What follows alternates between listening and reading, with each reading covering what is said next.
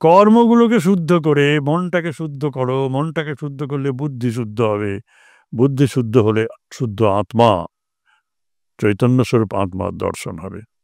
এ কথা মৃতে শ্রীরামকৃষ্ণ এত সহজ করে সব বলে গেলেন। ওখানেও গুরু লাগে, স্পিরিচুয়াল টিচার। স্বামীজি গুরু ছিলেন শ্রীরামকৃষ্ণ, আর স্বামীজিও গুরুরূপে আবির্ভূত, গ্লোবাল গুরু রূপে। এই তত্ত্ব তিনি সকলকে শুনিয়েছেন, জানিয়েছেন, এবং তিনি ধ্যানস্থ থেকেছেন, তারা তাকে পরীক্ষা করেছে। মন তুলে নিচ্ছে ধ্যানের ভেতরে, শরীর থেকে মন চলে গেল, বৃষ্টি হচ্ছে প্রচুর, খেয়ালে তারা মাথা ছাতা ধরে বসে আছেন আমেরিকাতে।